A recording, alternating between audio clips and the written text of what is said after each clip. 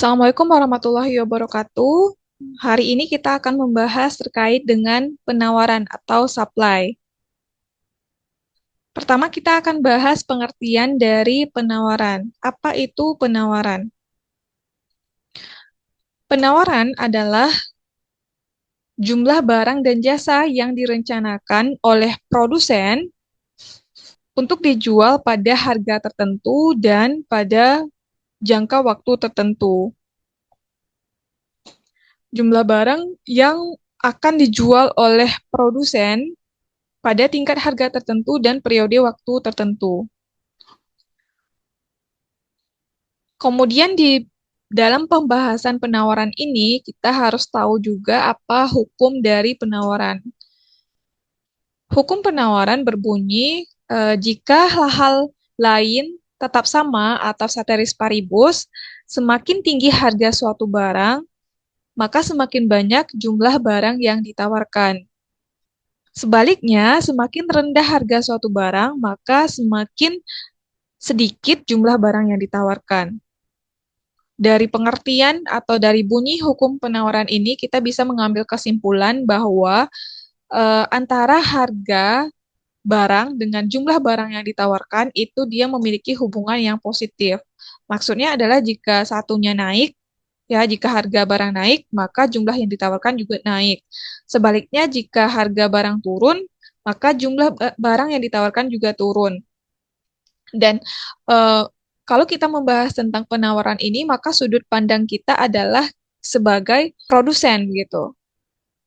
Jika kita sebagai produsen, yang kita lakukan jika harga suatu barang naik adalah maka kita akan memperbanyak jumlah barang yang kita tawarkan. Sedangkan kalau harganya turun, maka kita akan mengurangi jumlah barang yang akan kita tawarkan. Karena sebagai produsen kita ingin mendapatkan keuntungan yang lebih banyak gitu. Berbeda dengan permintaan yang sudah kita bahas sebelumnya pada pertemuan yang lalu. Oke, selanjutnya kita akan membahas beberapa faktor yang mempengaruhi penawaran suatu barang.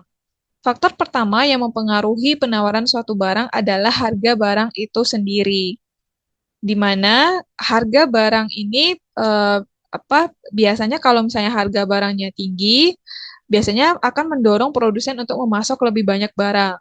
Nah, seperti hukum penawaran yang sebelumnya kita bahas.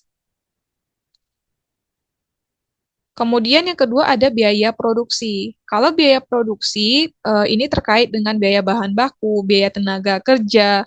Jika biaya produksi meningkat, maka biasanya pasokan atau jumlah barang yang kita tawarkan itu akan menurun. Nah, biaya produksi ini dia berhubungan negatif dengan penawaran. Sedangkan kalau harga barang itu sendiri memiliki hubungan yang positif dengan penawaran.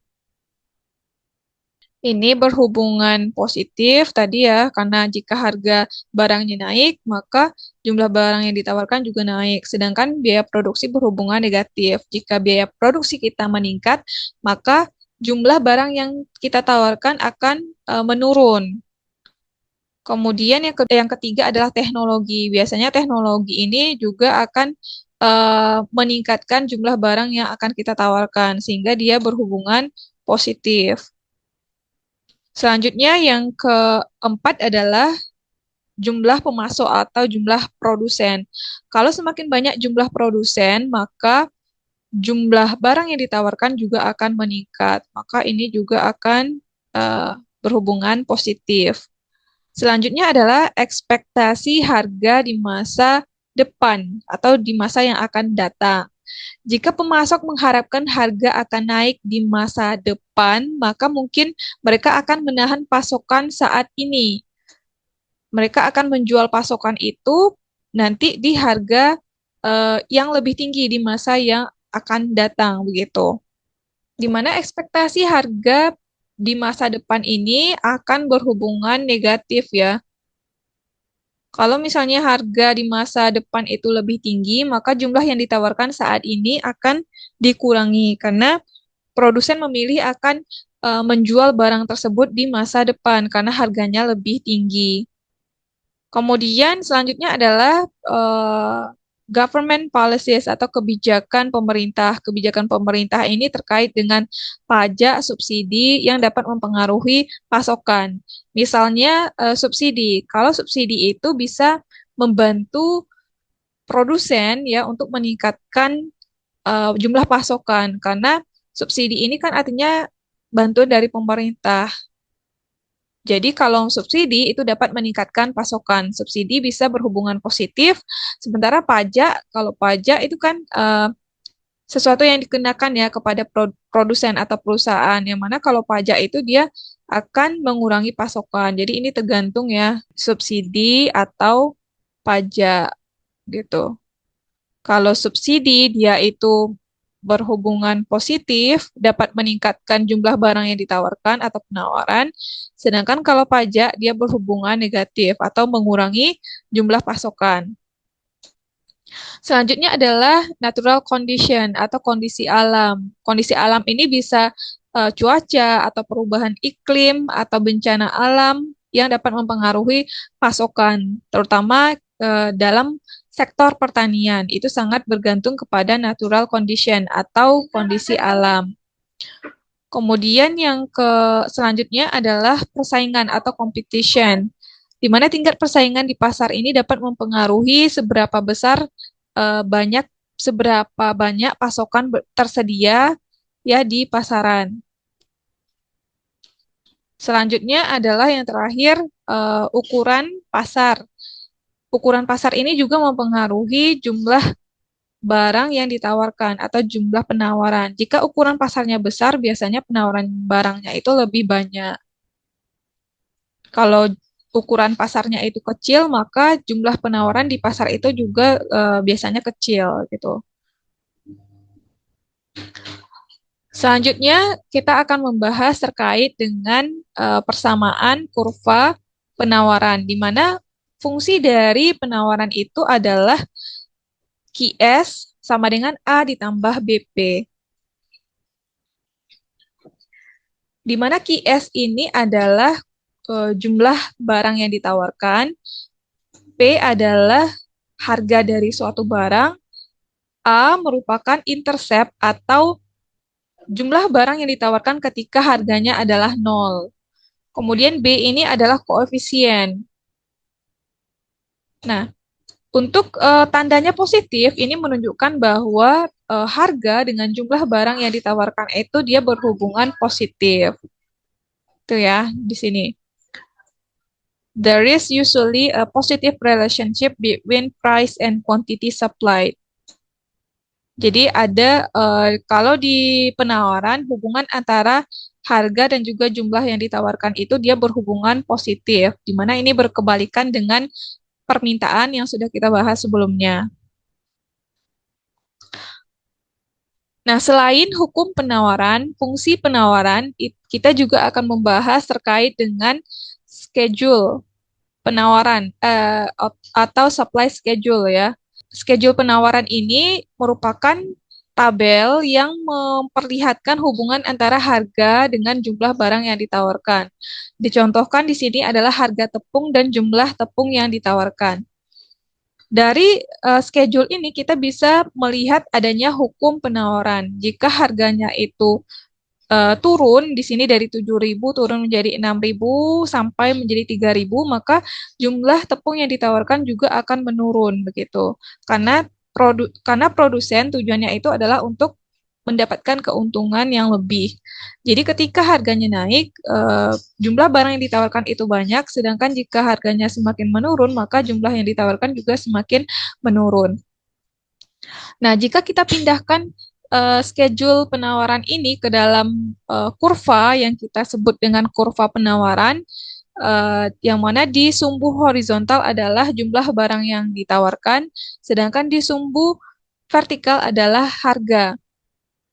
Nah, kemudian kita pindahkan saat harga tepung itu 7.000, pada saat harga tepung 7.000, maka jumlah barang yang ditawarkan adalah 5.000. Nah, berarti di titik ini.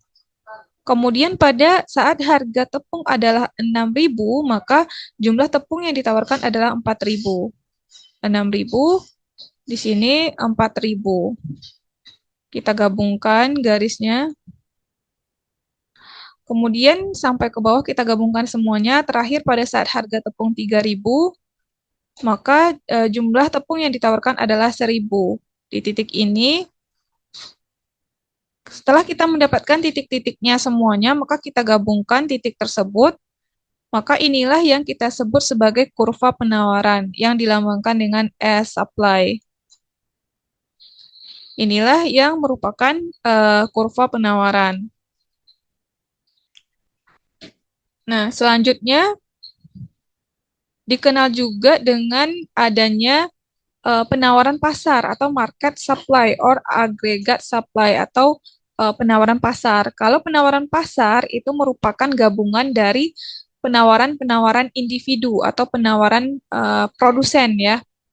Misalnya di sini dicontohkan adalah pasar lemari.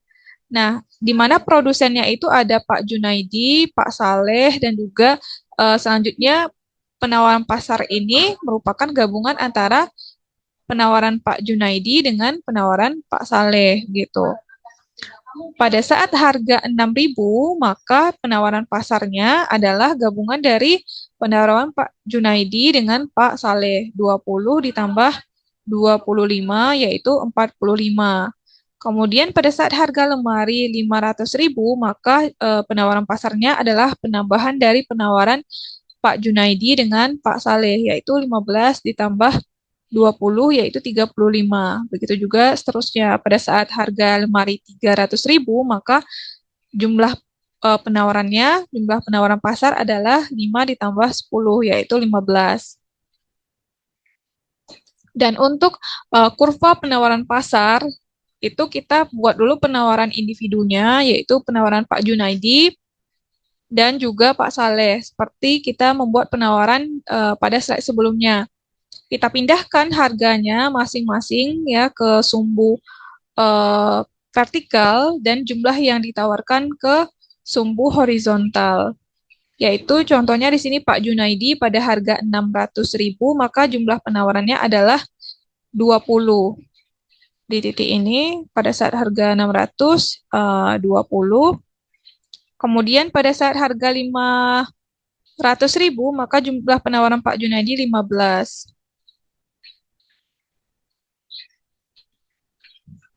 Setelah itu kita gabungkan, ini merupakan penawaran Pak Junaidi. SJ. Kemudian untuk penawaran Pak Saleh, sama juga kita pindahkan semuanya pada saat harga 600, maka jumlah penawarannya adalah 25. Kemudian pada saat harga lemari 500.000, maka penawaran Pak Saleh adalah 20. Setelah kita pindahkan semuanya, kita gabungkan titik-titiknya. Itulah yang disebut dengan S Pak Saleh. Dan untuk penawaran pasar ini yaitu gabungan dari mereka keduanya, yaitu pada saat harga 600, maka penawaran pasar adalah 45. Kemudian pada saat harga 500, maka penawaran pasar adalah 35. Setelah kita gabungkan semuanya, itulah disebut dengan supply market. Begitu.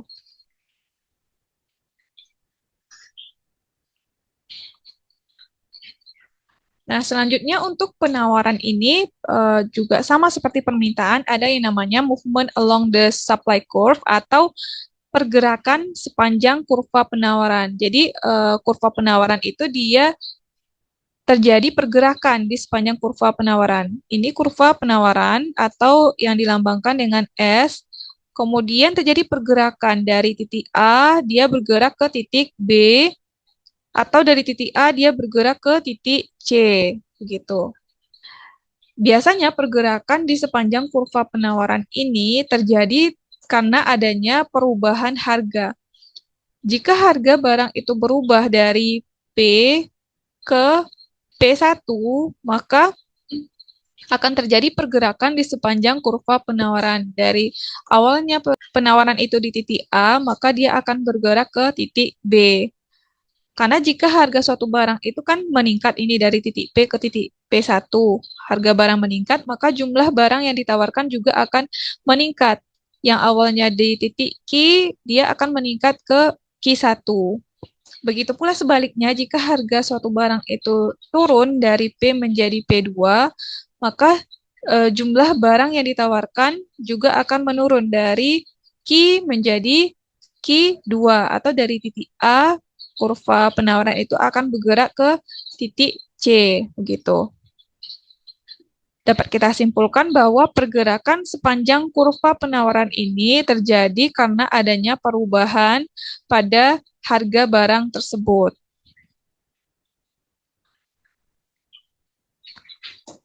Kemudian yang kedua ada namanya shift in the supply curve atau pergeseran kurva penawaran. Kalau pergeseran kurva penawaran itu artinya kurva penawarannya itu berpindah semuanya. Dari misalnya dari S1 ya, yang awalnya kurva penawarannya S1, kemudian dia bergeser, terjadi pergeseran ke S2, S3, atau dia bergeser ke S2, di mana pergeseran kurva penawaran ini terjadi karena adanya perubahan pada faktor-faktor lain selain harga barang itu sendiri. Misalnya terjadi perubahan pada biaya produksi, atau terjadi pada perubahan teknologi. Nah, itu bisa menyebabkan terjadinya pergeseran kurva penawaran. Contohnya adalah jika biaya produksi meningkat, yang awalnya kurva penawaran kita di S1, jika terjadi peningkatan pada biaya produksi, otomatis jumlah barang yang dapat kita produksi itu akan menurun, sehingga kurva penawaran kita akan bergeser ke S2, karena jumlah barang yang ditawarkan akan berkurang, gitu. Karena dia tidak dipengaruhi oleh harga. Sedangkan misalnya jika biaya produksi kita itu menurun, maka otomatis jumlah barang yang bisa kita produksi itu semakin meningkat. Dia bergeser ke kanan, yaitu ke S3. Begitu.